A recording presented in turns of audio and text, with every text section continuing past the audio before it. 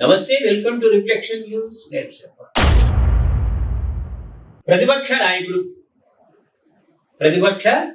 నాయకుడు రాహుల్ గాంధీ ఈయనని పోలీసులు ఎందుకు అరెస్ట్ చేసి ప్రేక్షకుల ప్రధాని నివాసం ప్రాంతము అత్యంత సురక్షితమైనటువంటి, అక్కడికి ఎవరైనా తన కుటుంబ సభ్యులు పోవాలనుకున్నా కూడా 15 రోజుల ముందు అపాయింట్మెంట్ తీసుకొని పోవాలి.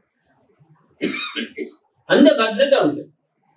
ఏమైంది నిన్న కాంగ్రెస్ పార్టీ అధ్యక్షుడు ఖర్గే నివాసంలో ఆయన బర్త్డే జన్మదినం సందర్భంగా కేకులు కట్ చేసుకుంటూ ఆ కొంపలని అక్కడే ఉండకుండా అందరూ రోడ్ల మీదకి వచ్చారు. ప్రధాని ఇంటి దగ్గరికి పోవడానికి ప్రయత్నం చేసిరు. 2 కిలోమీటర్ల దూరంలో ప్రధాని నివాసం ఉంటే చొచ్చుకోబోయినరు.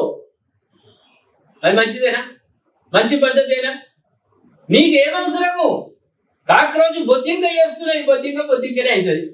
నీకేమవసరం? నీ పదవి, మీరు కాంగ్రెస్ అధికారంలో ఉన్నప్పుడు జరగలేదా? ఎన్ని కుంభకోణాలు జరిగినాయి. చివరికి మన ఆర్మీ వాడు వాడుకునేటువంటి వెపన్స్లలో కూడా, గన్స్ లో కూడా మీరు కుంభకోణం చేయలేదా? ప్రేక్షకులను ఏమంటారు? మరి అవన్నీ నువ్వు అది గురిగించే గుమ్మడిలాగా గురిగించి ఏం చేస్తే దాని కింద ఉన్న నలుపు తెలియదు, ఎదుటోని నలుపు చూపించడానికి ప్రయత్నం చేస్తే నీకు ఏమవసరం? నీవు అంత సత్యవ్రతుడివి అయితే నీ పరిపాలన అప్పుడు కాంగ్రెస్ అద్భుతంగా పరిపాలించింది, ఇప్పుడు బీజేపీ దరిద్రంగా పరిపాలిస్తుందని అనడానికి ఏమైనా ఆస్కారం ఉంటుంది? మీరే కుంభకోణాలు చేస్తుంది. మీ తాత జవహర్లాల్ నెహ్రూ దేశానికి ఇచ్చినటువంటి ఆస్తులన్నిటికంటే 10 మీరు సంపాదిస్తుంది. మీ నాన్న రాజీవ్ గాంధీ గారు, మీ నాన్నమ్మ ఇందిరమ్మ గారు సంపాదించలే? మీకు మళ్ళీ మైనస్ అయినాయి, ప్లస్ చేసిరు. ప్లస్లీగా 1 + 2 + 3 + 4 ఎన్నుడే కోట్లు, లక్షల కోట్లు సంపాదించి పెట్టింది. అంటే మీరు వ్యవహారం చేసింది కరెక్ట్, మీద వాళ్ళు చేస్తున్న తప్పు అనే దానికి మీరే ప్రధానమైనటువంటి ఉదాహరణ. విద్యాశాఖ మంత్రి రాజీనామాకు పట్టుబడంతో విఫలమైన చర్చలు. అమిత్ షా ప్రకటన చేయాలని వీళ్ళు కాంగ్రెస్ డిమాండ్ చేసుకుంటూ ర్యాలీ చేసిరట. ఇక్కడ 3 అరెస్ట్ చేసిరు.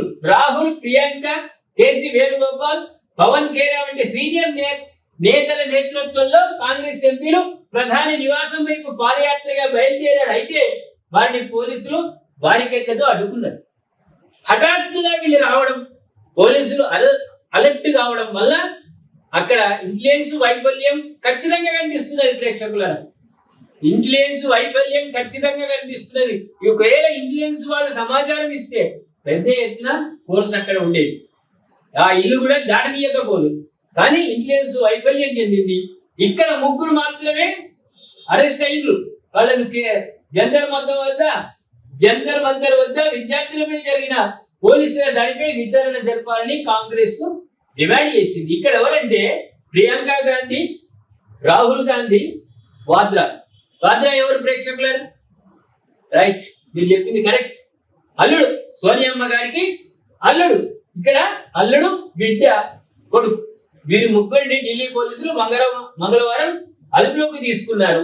వీళ్ళని ఏమి అరెస్ట్ చేయరు, ఎఫ్ఐఆర్ నమోదు చేయరు.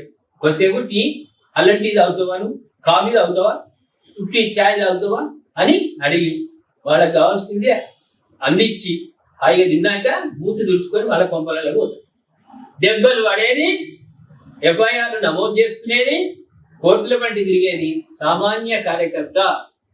అందుకే పార్టీలో నమ్మకుండి వాళ్ళు ఇచ్చే పిలుపులో కూడా ఆలోచన చేసి అనవసరంగా ఇంట్లో ఇచ్చిపెట్టి మీరు దెబ్బలు తిని కాలు చేతులు ఇరిగితే ఎవడు ఆ నాయకుడు వచ్చేది మిమ్మల్ని సాగుతారా?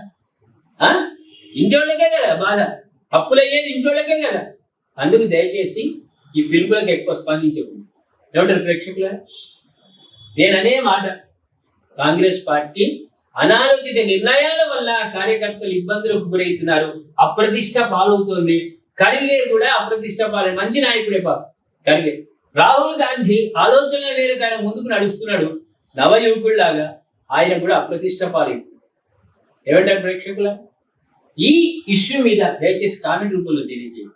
సబ్స్క్రైబ్ చేసుకోండి, షేర్ చేయండి.